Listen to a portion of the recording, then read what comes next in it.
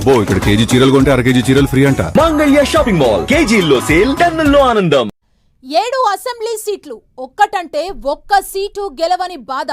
సరే, గతం గతహ. తిరిగి బలపడాలని వైసీపీ అధినేత వ్యూహాలు రచిస్తుంటే ఆ జిల్లా నేతలు మాత్రం ప్రతిపక్షంలో ఉండి కూడా తలోదారి వెళ్తున్నారట. కోనసీమలో వైసీపీ బలహీనంగా ఉందని చెప్పడం కంటే రోజు రోజుకు వీక్ అయిపోతుందన్న బాధ ఎక్కువైపోయిందట. అని జిల్లాల్లో కంటే అక్కడ పరిస్థితి మరీ దారుణంగా ఉందట. దూకుడుగా పనిచేయాల్సిన లీడర్లు ఏం చేస్తున్నట్లు? క్యాడర్ జోష్ మీదున్నా పార్టీ ఎందుకు బలపడట్లేదు?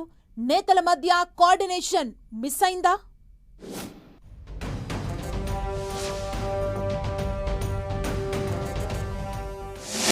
కోనసీమ వైసీపీ నేతలకు జగన్ క్లాస్ తీసుకున్నారా? 7 అసెంబ్లీ, 1 ఎంపీ సీటులో పరిస్థితి బాలేదా? అన్ని జిల్లాల కంటే అక్కడ పార్టీ వీక్ గా ఉందని రిపోర్టు వచ్చిందా? నేతల మధ్య కోల్డ్ వార్ పార్టీని బలహీనపరుస్తుందా? అంబేద్కర్ కోనసీమ జిల్లాలో వైసీపీ పరిస్థితి రోజురోజుకి దారుణంగా తయారవుతోందట. 7 అసెంబ్లీ, 1 ఎంపీ సీటులో పార్టీ పరిస్థితిపై ఫోకస్ పెట్టిన వైసీపీ అధినేత జగన్ ఇటీవలే సర్వే రిపోర్టు తెప్పించుకుని పరిశీలించారట. రాష్ట్రంలో అన్ని జిల్లాల కంటే కోనసీమలో పార్టీ బలహీనంగా ఉందట. జిల్లాలో క్యాడర్ బలంగా ఉన్నప్పటికీ నాయకుల్లో సమన్వయం లేకపోవడం, నేతల మధ్య కోల్డ్ వార్లు పార్టీని రోజురోజుకి బలహీనపరుస్తున్నాయట. ముఖ్యంగా జిల్లా అధ్యక్షుడిగా ఉన్న చిర్ల జగ్గిరెడ్డి పనితీరు బాగున్నా కాపు, శెట్టి బలిజ, దళిత ఓట్ బ్యాంక్ అధికంగా ఉన్న చోట రెడ్డి సామాజిక వర్గ నేతకి జిల్లా అధ్యక్ష పదవి ఇవ్వడంపై క్యాడర్లో భిన్నాభిప్రాయాలు వ్యక్తమవుతున్నాయి. ఇక జిల్లాలో ఉన్న 7 అసెంబ్లీ నియోజకవర్గ ఇన్ఛార్జీలు పార్టీని గ్రౌండ్ లెవెల్లో బలోపేతం చేయడం లేదనే విమర్శలు ఉన్నాయి. పార్టీ పిలుపునిచ్చిన కార్యక్రమాలు మొక్కుబడిగా చేయడమే తప్ప ఆశించిన స్థాయిలో స్పందన లేదనే నివేదికలు హైకమాండ్కు చేరాయట. దీనికి తోడు 1-2 నియోజకవర్గాల్లో అబ్జర్వర్లు, రాష్ట్ర స్థాయి నేతలు కోఆర్డినేటర్లతో కలిసి పనిచేయడం లేదని, గ్రూప్ పాలిటిక్స్ ఆయా నియోజకవర్గాల్లో పార్టీని మరింత బలహీనపరుస్తున్నట్లు సర్వేలో తేలిందట. ఇక పార్టీ కీలక ఆదేశాలు, కమిటీల నియామకాలు పూర్తి కాకపోవడం జిల్లాలో పెద్ద మైనస్గా చెప్పుకోవచ్చు.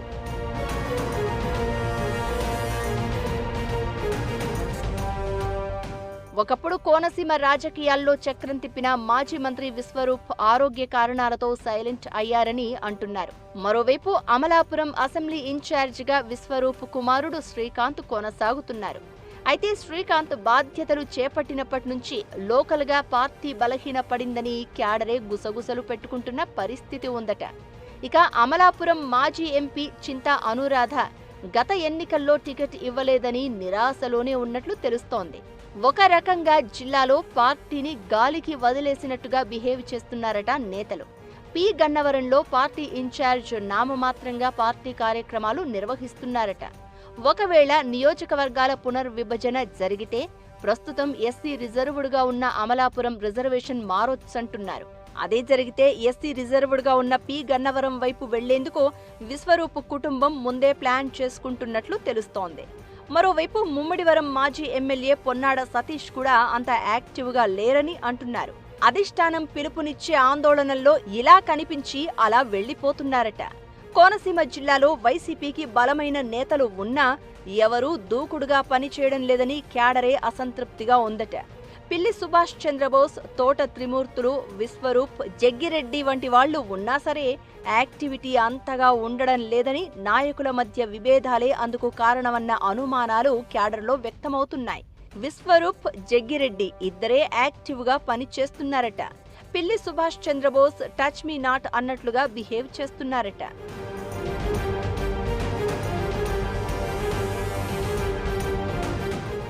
ముందు గ్రౌండ్లో పరిస్థితి ఏంటో తెలుసుకుని కోనసీమ జిల్లా నేతలందరినీ తాడేపల్లికి పిలిపించి మరీ క్లాస్ తీసుకున్నారట జగన్. నియోజకవర్గ కోఆర్డినేటర్లతో 1-to-1 సమావేశమై పనితీరు ఆధారంగా ఒక్కొక్కరికి సూచనలు ఇవ్వడంతో పాటు కొందరికి వార్నింగ్ ఇచ్చినట్లు టాక్. పనితీరు మెరుగుపరుచుకోకపోతే మార్పులు తప్పవని హెచ్చరించినట్లు తెలుస్తోంది. నేతలు తక్షణమే గ్రామస్థాయిలో పార్టీ క్యాడర్తో సమావేశాలు పెట్టడంతో పాటు పెండింగ్లో ఉన్న కమిటీలు పూర్తి చేయాలని ఆదేశించారు జగన్.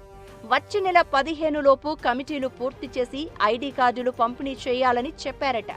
దీనికి తోడు నియోజకవర్గాల వారీగా సమీక్షా సమావేశాలు పెట్టి పార్టీని బలోపేతం చేసే బాధ్యతలను రీజనల్ కోఆర్డినేటర్ బొత్స సత్యనారాయణకి అప్పగించారు.